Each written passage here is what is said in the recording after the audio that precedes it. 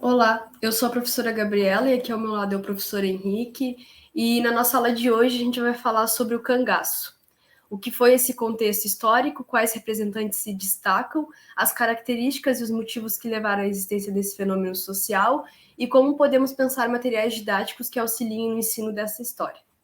É interessante a gente começar pensando que, ao final do século XIX, o Brasil passava por profundas transformações na política e, consequentemente, na sociedade. Mas, apesar das novas formas de governo que surgiam, o país se encontrava em profunda desordem, enfrentando graves problemas que acabavam gerando miséria, fome e também a falta de acesso à justiça. Esse período ele continuava sendo marcado pelo grande poder nas mãos de grandes famílias e o que presenciava era o monopólio da terra nas mãos de poucos e a exploração intensa dos sertanejos. Nas zonas interioranas do Brasil, essas grandes famílias elas mandavam na população mais empobrecida, sendo como uma espécie de estado paralelo, e a disputa de interesses, na grande maioria das vezes, acabava resultando em violência e mortes. Como foi um período marcado por troca de interesses, os representantes do Estado, como a polícia e os políticos, eles atuavam como defensores dos interesses das poucas famílias e, caso houvessem desavenças, essas famílias utilizavam suas riquezas para resolver a situação através do uso de armas. Esse cenário ele era recorrente em todo o país, inclusive no Nordeste, onde a população também era muito afetada pela exploração do trabalho e via sua condição de vida ser agravada pela seca, enquanto os latifundiários, também conhecidos como os coronéis, nadavam em propriedades e mantinham seu poder através da exploração de pessoas, persuadindo as mesmas através da violência causada por seus jagunços, gerando terror e medo.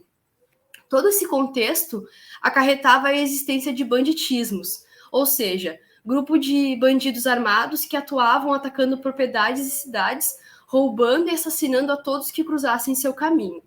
E a pobreza, a inexistência do Estado, as faltas de perspectivas e o desejo de vingança motivavam esses grupos.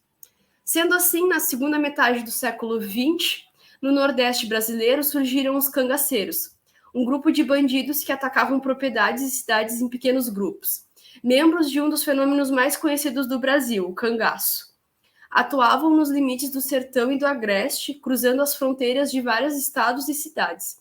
No início diziam agir por vingança e o grupo se dizia ser um refúgio para proteção contra a perseguição e violência policial e também de seus inimigos.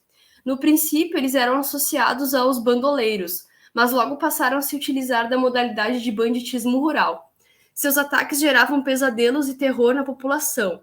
Quando se tinha notícias de que bandos de cangaceiros estariam próximos de locais habitados, logo o cotidiano era modificado.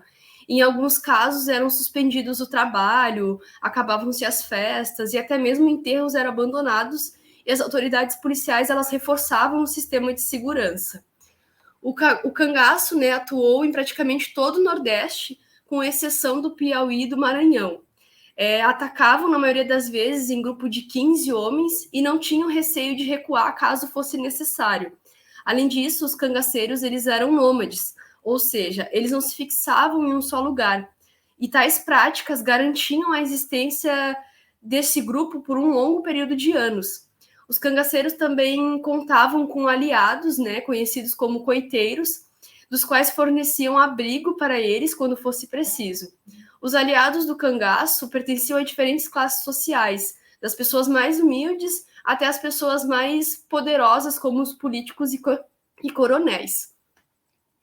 As divergências quanto a este período, elas são muitas, né? Alguns historiadores, eles mantêm a opinião de que os cangaceiros teriam sido justiceiros, que praticavam a justiça com as próprias mãos, já que a mesma não dava voz ao povo, e também como forma de gritar pelas desigualdades sociais e a ineficiência do Estado em melhorar suas vidas.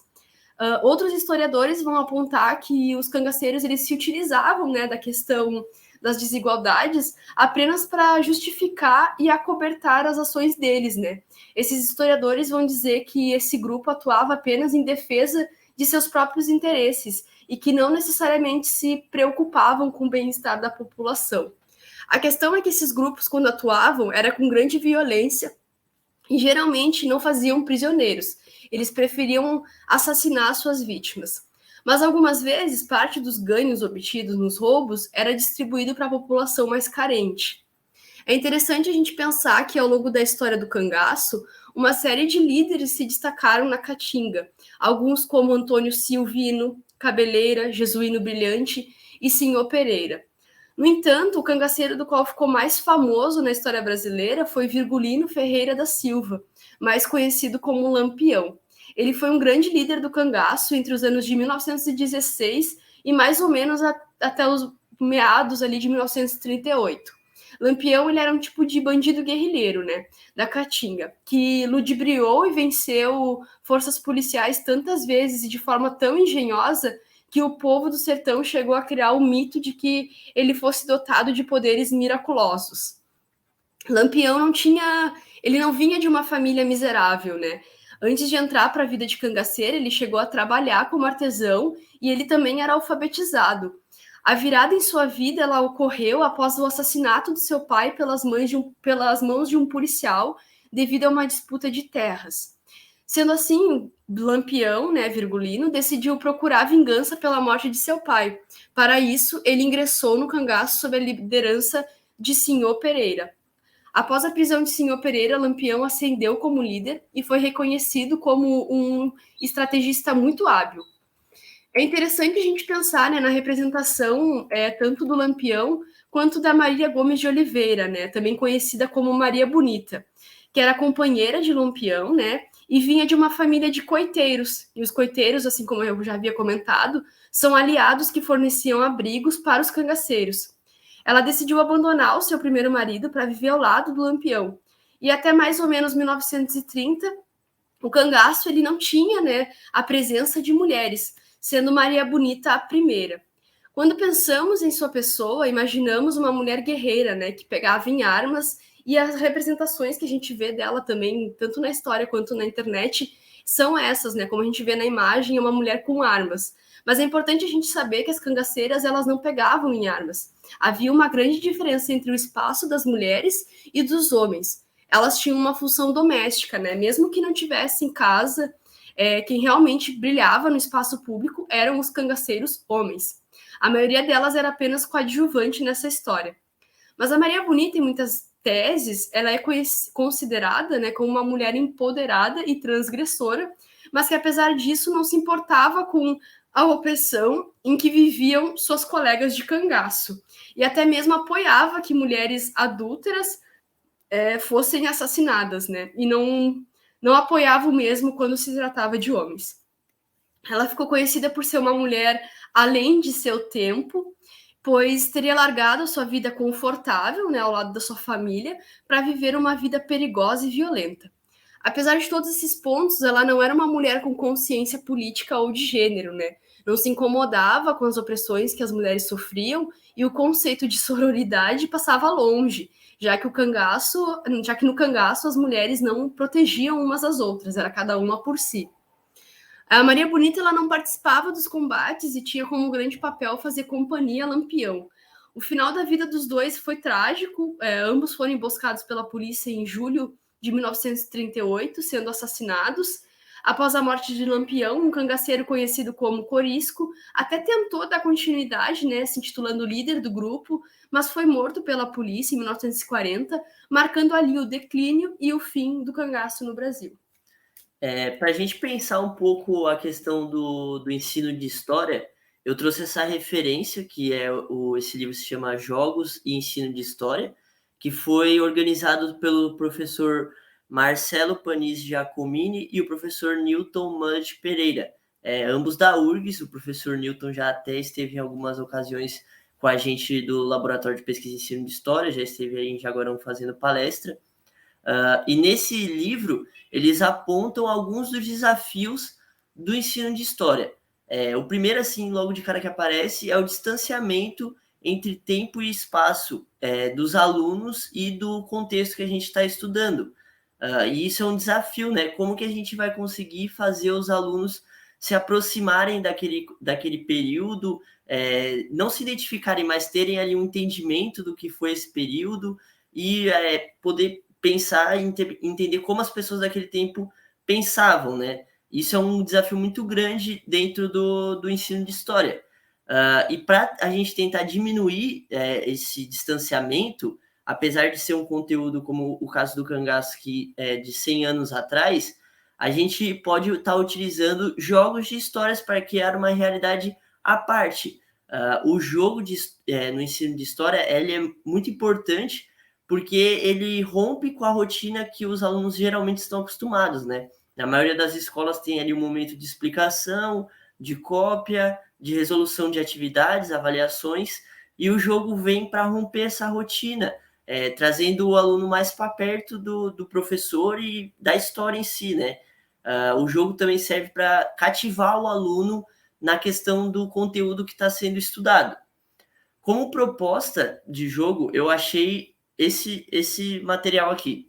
Ele não é um jogo que foi pensado para o ensino de história, né? O jogo que se chama Cangaço é desenvolvido pela editora Buró.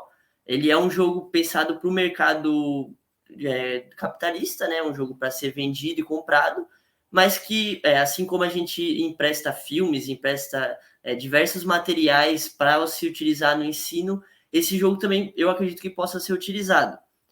A primeira problemática que eu aponto é que ele é um jogo para 1 ou 4 pessoas.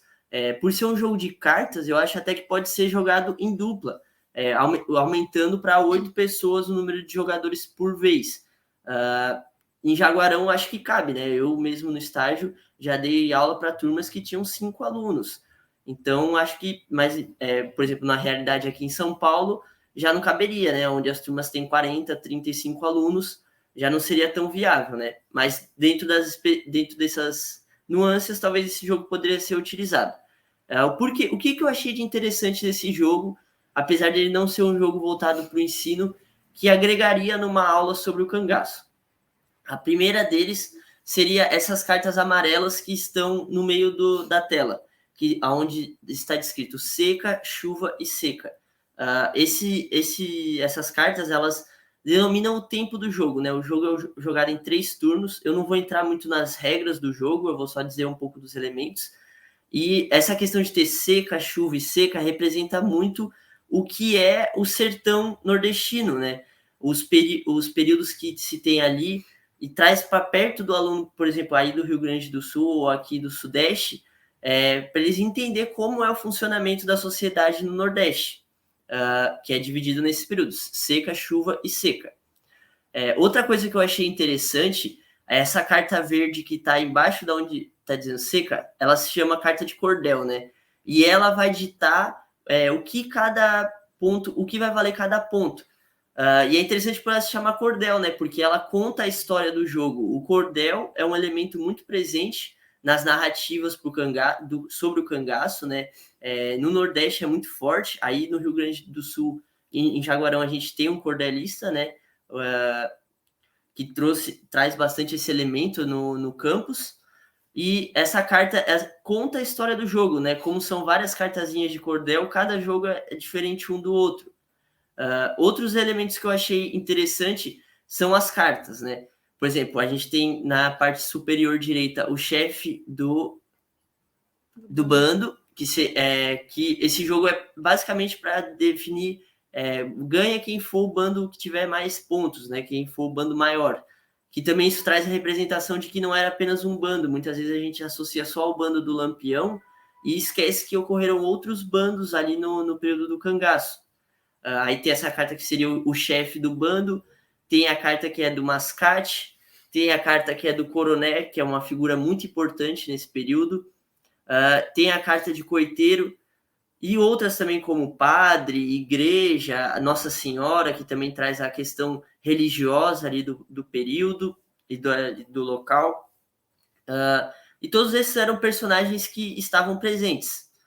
Aqui no canto inferior esquerdo, a gente tem o que seriam os pontos do jogo, que aí tem as fichinhas de munição, de cachaça e de farinha, que são elementos muito presentes ali, que eram que eles costumavam roubar para poder se manter.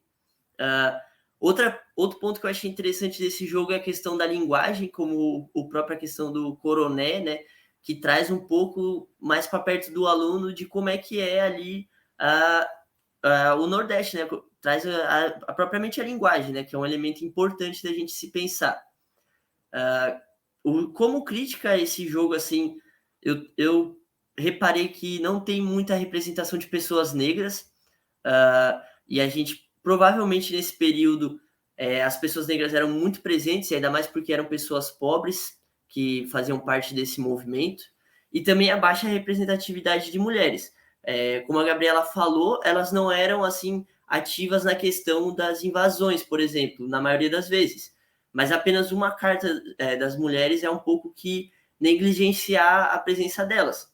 Mas é como eu falei, né? Esse jogo ele não foi feito para ser um jogo para o ensino. E essas questões elas podem estar sendo colocadas ali junto com os alunos para a gente pensar junto com eles e até estimular eles a refletirem, né? A olhar alguma coisa, uma série, o que seja na vida cotidiana deles e pensar na questão da representatividade dessas pessoas. E eu acho interessante também que, ao apresentar o jogo para o aluno, né, até mesmo estimular o aluno a pensar um jogo em cima desse jogo que está sendo apresentado para ele e em cima dessa história que está sendo contada para ele, né? Por causa que é muito interessante a gente fazer o aluno refletir, né?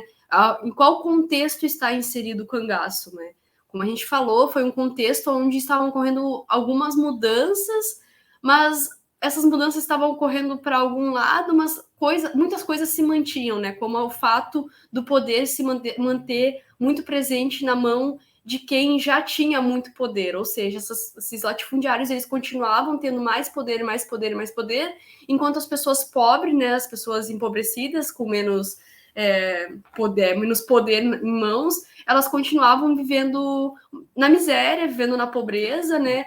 E devido a todas essas questões da política e da polícia não fazer nada para modificar isso naquele período, essas pessoas decidiam se revoltar e criar esses bandos, né? Eu acredito que os historiadores que levantam essa pauta e que estudam sobre isso, ambos não estão errados, né? Porque eu acho que cada um tem a sua percepção, cada um tem sua crítica em cima de cada contexto histórico, mas é importante a gente pensar, né? Que em qual momento essas pessoas viviam, né? Essas pessoas estavam se revoltando por algo que não estava certo, né? Elas viviam na miséria enquanto um grupo pequeno de pessoas vivia no luxo. Então, eu acho interessante a gente pensar que o cangaço ele foi um momento de não só também de muita violência, mas também de resistência, né, para essas pessoas.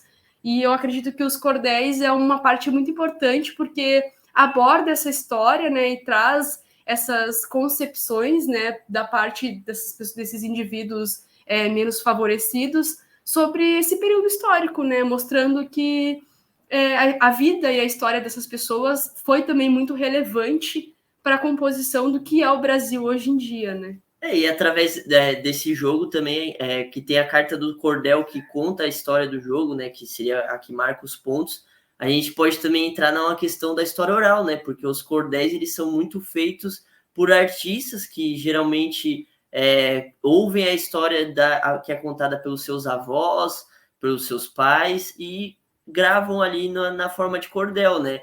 E já seria um gancho muito interessante para trabalhar também a questão da história oral dentro da sala de aula, né? Eu esqueci de falar, mas seria esse jogo, a classificação indicativa dele é de 14 anos, então eu acredito que seria melhor aproveitado numa turma de ensino médio, né? Ao trabalhar o cangaço no ensino médio. Isso. É isso.